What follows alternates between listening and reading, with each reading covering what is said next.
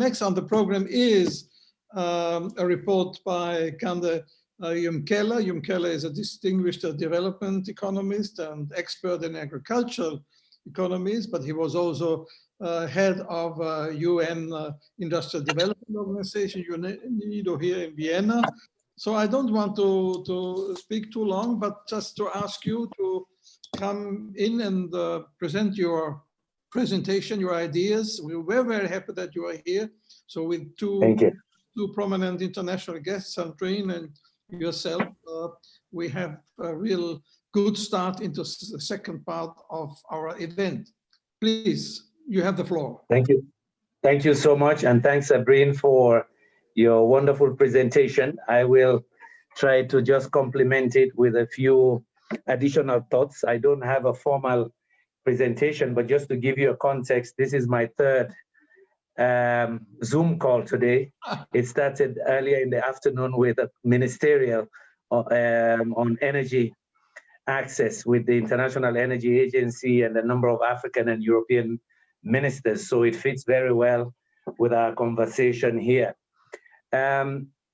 Indeed, the COVID pandemic has shaken up our societies and our countries. I can tell you that for us in Africa, even before we had the very first case, we already had the shocks of COVID the first quarter of the year, simply because supply chains were already disrupted in our main markets in China, in Europe, and the United States. So African countries already started getting the economic impacts even before the health impacts arrived. COVID-19 made many of us humble when we saw, as to put it in the terms of what the Secretary General of the UN likes to say, a small virus brought all of us to our knees and hopefully will humble us a little bit and make us more open to ideas from all. And it demonstrated how connected we are, how deeply interconnected we are, that this virus suddenly spread all over, suddenly disrupted supply chains, economic thinking, challenged our values. In fact, even kind of shook our trust in public institutions, in politics, and even in global cooperation. So indeed, COVID creates an opportunity as we try to rebuild our economies and rebuild a new society, global society, that in fact, COVID gives us an opportunity to rethink. And I think that's what Sabrina was trying to do now, presenting to you how Europe, in fact, is rethinking its own society and its own Green Deal. And we want to welcome that, that in fact, Europe is trying to lead that new thinking about new societies. The pandemic also, as I mentioned, it shook trust in governance. We have seen people resisting even now to do what is necessary, to wear masks. We see people resisting more lockdowns, questioning authority. We saw some distrust in science. Unfortunately, we also saw the dark side of politics. Politics suddenly creeping in. I've seen it in advanced countries, but I also see it in developing countries where some of the restrictions were politicized. Interventions were also politicized, or in some cases, some people even wanted us to distrust science. Let us hope that the reality that has come in, that we again begin to trust science and facts, realizing that we have to be careful in this interconnected world about fake news and alternative facts, which are not based on science, but rather politics and other people's narrow view of what society should be like. So indeed, just to make the first case, that COVID has shaken our systems, our value systems. Let us hope that in fact, it gives us an opportunity to rethink and move forward. Some elements in this rethinking are important. I believe it is even more important today that we have more international solidarity, that we strengthen in those multilateral institutions that bring us together. whether it's the EU Commission, the African Union, the Asian Pacific Organization, or multilateral institutions like WHO, the World Bank, IMF, or the international finance institutions.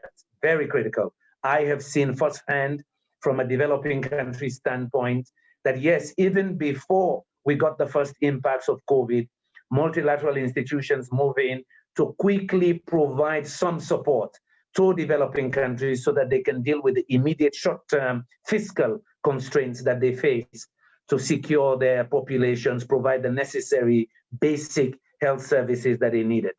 Going forward, we need even that greater multilateral cooperation now to ensure that the poorer countries, the poorer people in society can in fact have that solidarity to rebuild and build back better.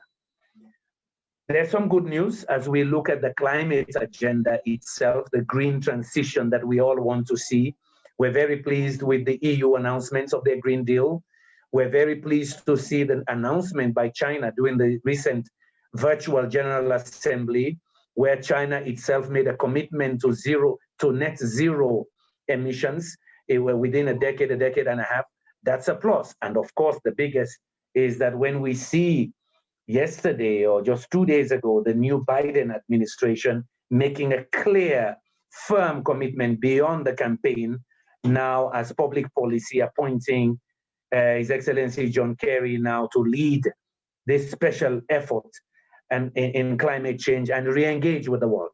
I had the benefit in Copenhagen several years ago when John Kerry was still senator, as a matter of fact. When he came to Copenhagen, we were at the same dinner on the Sustainable Energy for All.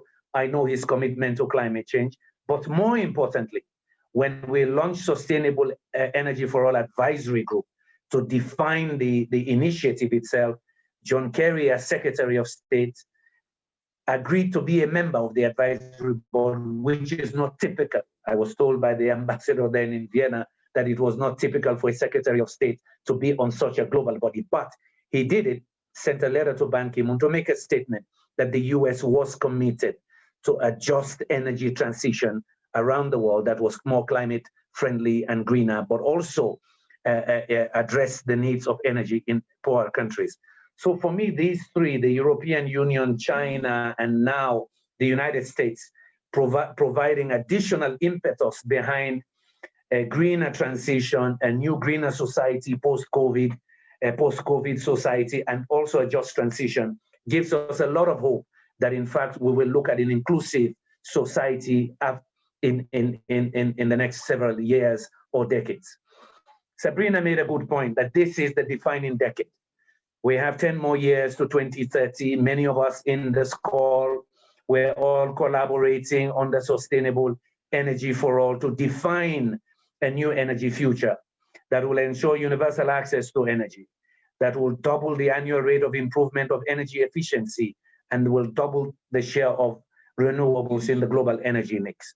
If you look at those three targets, we all help to define, and I can tell you that Europe was in the lead. President Barroso, Commissioner Piebalgs, and the whole commission was behind us in the UN at that time as we moved that agenda forward. We brought Ban Ki-moon to Brussels and met with all the development cooperation ministers. I have to tell you that leadership is still crucial as we look at driving the world towards achieving Sustainable Development Goal number 7. But we're lagging behind in some places. We did well in electrification, and up to last year, we were very pleased to see that for the first time, less than 1 billion people did not have access to electrification.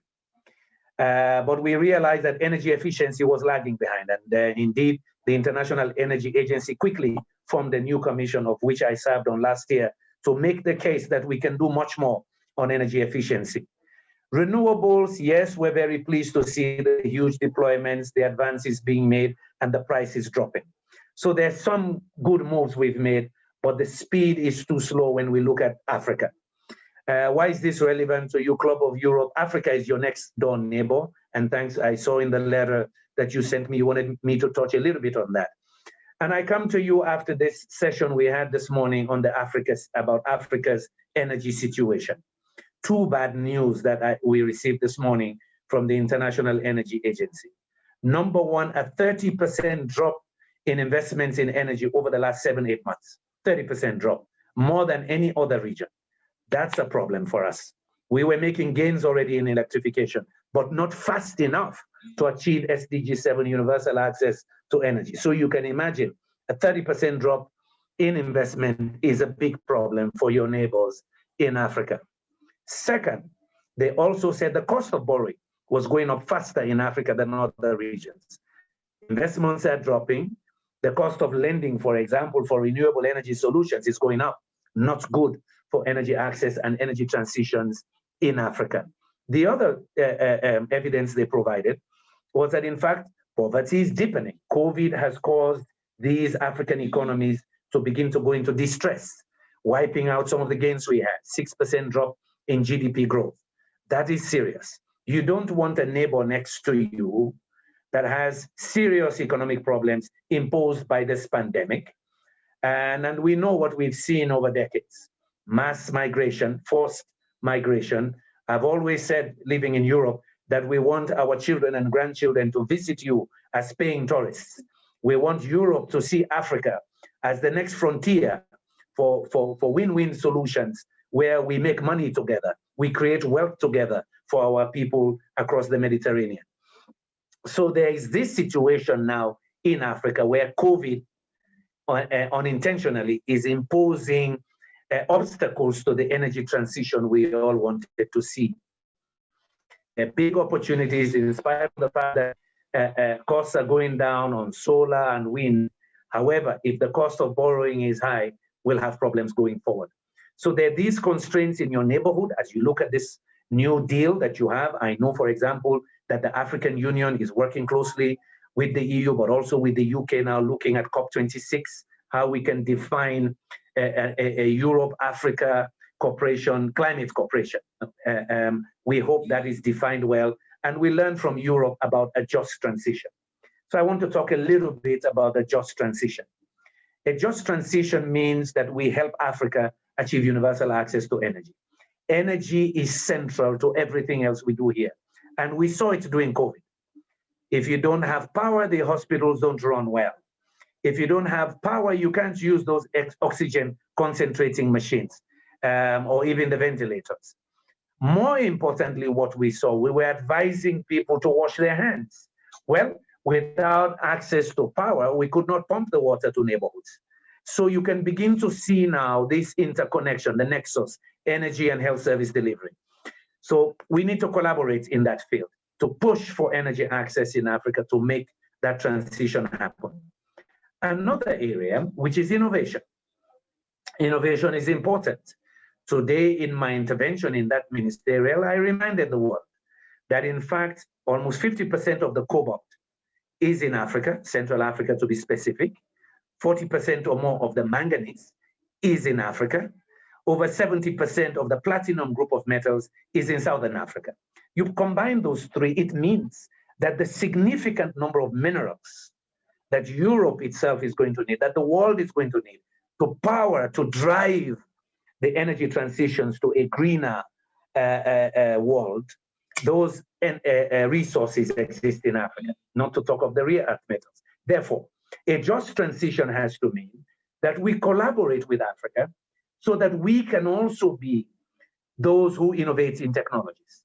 For example, you build battery factories in Africa. We have the raw materials, the cobalt and the manganese that is needed. We can do it here. It's win-win. Labor is cheaper. We can acquire the skills, but the raw materials are right here. So this morning I said, hey, some of us should lobby Elon Musk to say, since you're dreaming about solar cities, come build the batteries here. Your costs will go down if you do it in Africa. But more importantly, I want to see Europe and the South Africans combining efforts, because South Africa is already moving in that direction to renewable hydrogen. Yes, South African companies are beginning to look closely at renewable hydrogen. Hydrogen energy and hydrogen fuel cells produced in Africa, because we can also do solar and wind to produce that energy. Now, that's a new sphere of collaboration. And already South Africa is moving in that direction. Some of their big conglomerates, based on good public policy, introduced by the government. So I gave you some fields of collaboration, 1 or 2 more comments on what is happening now to foster this greater international cooperation across the world. Number 1, I was very privileged last year. I chaired a task force for the EU Commission and Africa-EU Task Force on Sustainable Energy Investments. We came out with a good report last November. Now the Commission, combined with efforts from Friends of Europe and also the Mo Ibrahim Foundation, is picking up some of those recommendations we made in a new task force, which will be chaired by myself and Connie Hedegaard, a new partnership, to define a new partnership that will have several pillars. Our pillar, Connie Hedegaard and myself, is looking at energy transitions and energy cooperation with Europe, between Europe and Africa. But there are other groups looking at agriculture, smart agriculture, looking at digitalization, looking at jobs. Meaning what? We want to define a new win-win partnership between Europe and Africa where we all benefit, where Europe can take advantage of another billion people that will be added to the African population in another 30 years as a potential market. But to have that market opportunity, purchasing power has to be there. Wealth creation has to be there. So how do we cleverly use aid, EU assistance, to build that capacity, to build the ecosystems we need for the new thinking, joined up thinking on energy transitions, wealth creation, but also the energy nexus with health, jobs, digitalization, and agriculture. So we're working on that. Excellency Connie Hedegaard and myself will be leading the task force on energy cooperation. The other one is clean cooking. You may not know, Sabrina might know this, that in fact, we have not made any progress on access to clean cooking solutions, 0. Globally, yes, 2.8 billion people rely on biomass, but a recent study by the University of Loughborough, Clean Cooking Alliance and the World Bank showed that in fact, globally, 4 billion people lack access to modern energy cooking services, if we define it a little bit more broadly. It is also resulting in over 4 million premature deaths around the world. It is costing the world 2.4 trillion in damages, from health to environment. Why? We're cutting down the trees too fast. So we've built another coalition, a new platform, which is hosted at the WHO, but has the World Bank. We're bringing in the EU Commission, several UN agencies, UNDP, UNDESA, European research institutions, but it's open globally, Asian institutions as well. How do we address the issue of lack of access to clean cooking solutions? In this respect, we must talk about the use of gas. Due to lower demand for oil and gas, of course, the cost of LPG has dropped. But let me tell you, we can save a lot of lives in Africa and in other parts of the world if we can give them clean cooking solutions in their hands. We can save the forest, and in fact, we can save a lot of women. 60% or more of those 4 million premature deaths every year are women and children. A lot of them in Africa, in India, Bangladesh, Indonesia, and so on. It's a silent tsunami. It is worse than HIV, AIDS, and malaria combined. This is another area. And finally, we have to be more ambitious. And this is an ambition I throw back to our friends in Club of Europe. A 1.5 degrees world is possible. I know that because I also work as a director in the board of the Rocky Mountain Institute. We know a 1.5 degree world is possible. If we increase our ambitions beyond what has been already pledged under the NDCs, we can do better. We can actually achieve a 1.5 degree world if we decarbonize energy systems faster. If we can move faster into decarbonizing transportation and move faster into e-mobility.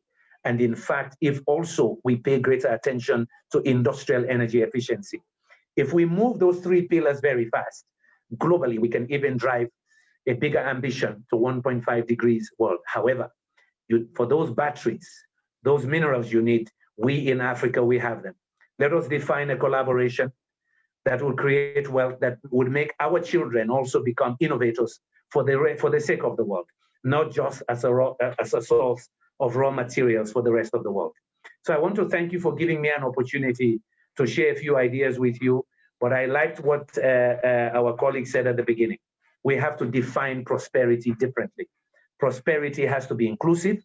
That inclusivity means Universal access to energy. That inclusivity means, as we look at vaccines now coming out, yes, we should make those vaccines available for all, including those of us in developing countries, available and affordable, so that, yes, as a world, as everybody, we are able, as a common platform around the world, that we are all able to make our society safer, greener, and in fact, we build back better. Thank you very much.